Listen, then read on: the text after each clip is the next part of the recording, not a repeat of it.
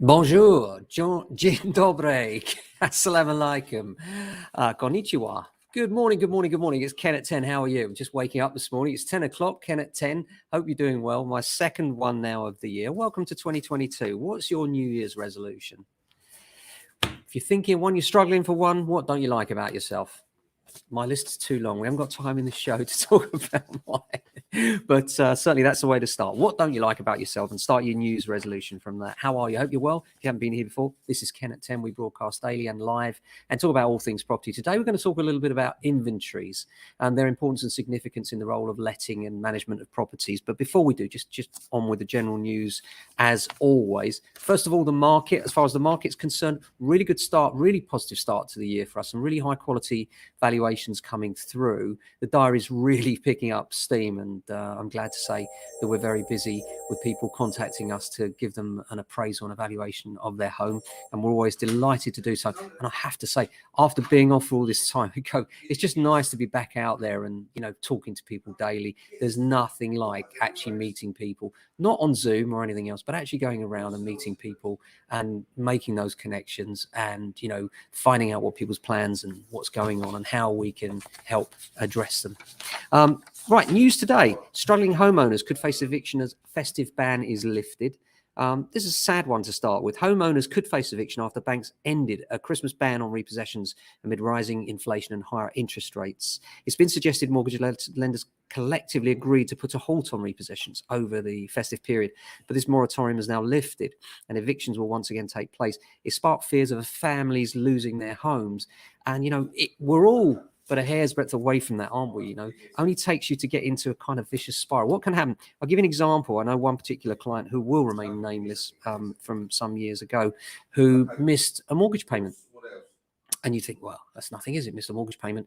But then when rates with that particular lender that they were with went up, and they wanted to refinance elsewhere because there were many available rates elsewhere that were much lower, they found that they couldn't refinance at much lower rates because they were stuck with their existing lender because they missed the payment and no new lenders wanted to take them on. Now, obviously, this is not financial advice, but what happened in their case was they couldn't afford the new rates being charged by their existing lender and then eventually fell into repossession and had an awful experience of it. So, you know, whatever else you can do, if you can, try and maintain your mortgage payments because they are recorded. There is a system now in the UK where lenders can check what your repayment status has been in the past if you have a mortgage. So whatever you do, try and put other things on hold before you do your mortgage or your rent come to that, because, you know, they do come to landlords' references as well. But yeah, sad to say, and the numbers are more than 74,000 homeowners are in arrears in the third quarter of 2021. About 28,000 were in significant arrears, meaning they've missed payments worth 10% or more of their outstanding balance. Now, of course, when the market's been busy as it is and strong, this is an opportunity for lenders to take back their money quite readily. So it is something that, you know, they will do, and a bit of a frightening prospect. Banks repossessed 410 homes between July and September, more than double the number a year earlier. I suspect it will be much higher this year for reasons already stated. Now, on the more optimistic news, if you're a billionaire, the billionaire home buyers market has doubled. The number of super prime London buyers doubled during 2021, according to a recent survey, with Russian and Chinese buyers topping the set. And this is from Beauchamp Estates. In 2021, there were 32 sales for London homes with price topping £15 million. That's 7 compared to 17 sales. That's 32 versus 17. Hardly surprising, though, is it, given the way the market's grown. Over the past 2 years, a total of 49 properties has amounted to more than 1.29 billion worth of the properties sold. It's predicted a boom for the London superprime market as already the world learns to grapple with COVID, and Russia and China are most definitely leading the way, as is usually the case. But of course, we now have the Hong Kong buyers as well coming over, which is great to see, and they're very welcome too. Tiny house appeal continues to grow. Never understood this one, but I do understand that there's a lot of talk about life choices with these very, very small homes. And BBC News features a report on the continued rise of the tiny house phenomenon. And the founder of Tiny Echo Homes, Chris March in Northumberland, says it's virtually impossible to get full permission to live in a tiny house full time and site it on a permanent basis. It's a lifestyle choice, apparently. I don't understand it, especially if you've got a family. The idea of, deliberately opting for something small. I suppose if you're in retirement, it's a little bit different. But I do think that, when you've got a family, it's very hard, especially with the stuff these days. People are always buying your little trikes and things for your children, aren't they? Then those bikes get bigger. Then it rains. Those bikes come in from the garden. It's a nightmare. Ex-ministers to face Grenfell inquiry over a bonfire of red tape. This is in The Guardian, their pun. Eric Pickles, Gavin Barwell and James Wharton and Stephen Williams, along with Northern Ireland Secretary Brandon Lewis, expected to be cross-examined regarding the Grenfell Tower inquiry, claims that Conservative-led governments had disregarded safety, delivering a bonfire of red tape, in their words. Including the then Prime Minister David Cameron's resolution to kill off the health and safety culture for good in 2012. That come back to bite it, didn't it? But, you do understand his point that you can't mess with when it comes to housing safety, can you? Britain's national debt has hit 2.3 trillion, and it looks to cost almost £1,000 per person over the course of the next year. And this is with spiralling inflation. It could be a big problem with the future. There's an article in the London Evening Standard saying 8 of the most common questions for first-time buyers generally have, enlisting London professionals to answer the points and supply as much as detail as possible for your offer. I think this is a good one, actually. This is a very, very good point. And, when you make an offer, agents don't want to be nosy about your personal circumstances, but they do need to understand that you really do have the money. You need to give them the confidence that you have in your ability to purchase. And in order to do that, you need to be prepared to lay it on the line. If you're reserved or hold back in the nature of disclosure of that information, it's quite likely that will be passed on to the vendor client, and therefore they'll lose a bit of confidence in you. And that's never good when you're trying to be a buyer in a difficult market. It's difficult in the sense that there are loads of choices for vendors out there. Normally there's 4 or 5 offers for any one property, and so the vendors have to discerningly choose. How do they do that? Well, often with the advice of their agents, and the agents will often be guided by the information provided by you, the buyer. So make sure if you're making an offer, you have the paperwork ready, and that paperwork should be your identification, proof of your deposit, where it is, what it is. Be prepared to provide that information readily, because that could be the difference between you and another buyer getting it. Have it all ready, so it's at the touch of an email for you, and you can literally just have it in your drafts ready to send to any agent when you've made that offer. Because if you have the confidence and you have the ability to do that quickly, then it will really help the agent to have confidence in you, and then to put that offer forward confidently to their client. And when you're in a competitive market, this is so important. Now, just briefly want to touch on inventories. Inventories are a funny thing. In lettings and management, the inventory is the detailed standalone record of the condition of a property when it's just been let and just before the tenants move in.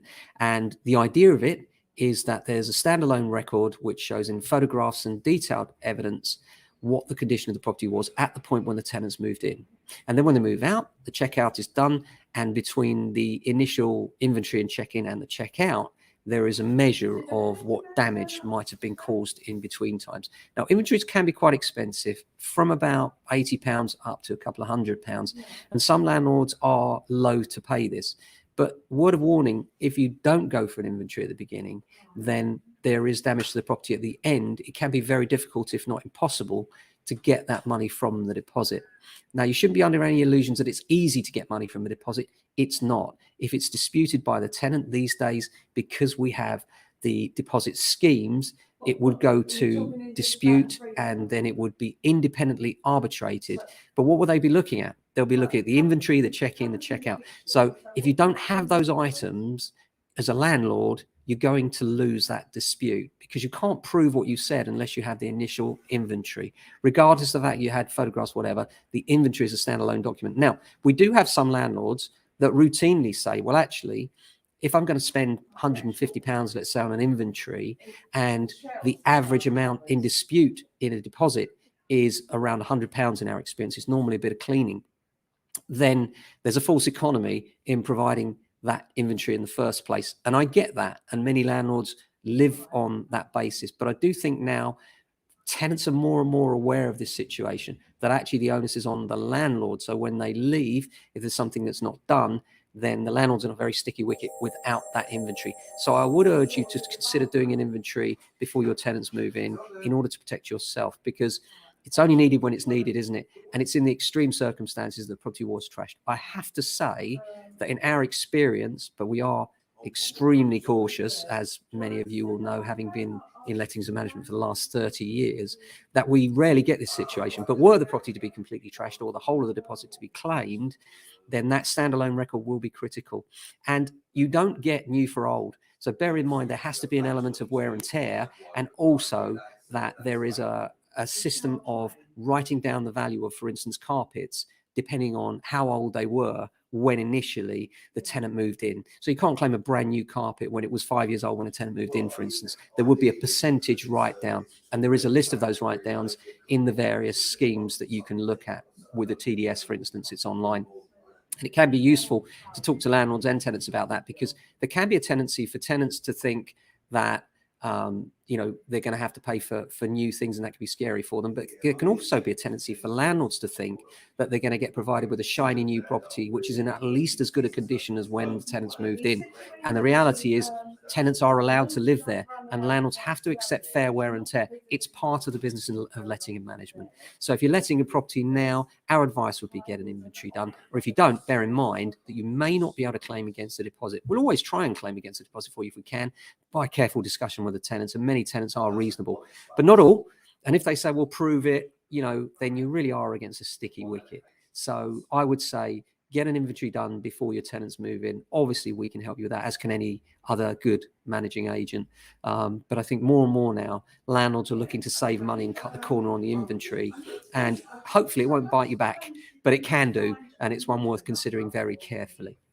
So I hope that's helpful to you, and I hope you have a good day today. We'll be back again tomorrow with another Ken at 10 at 10. Till then, stay safe, look after your family and friends. We'll speak to you then. Ciao.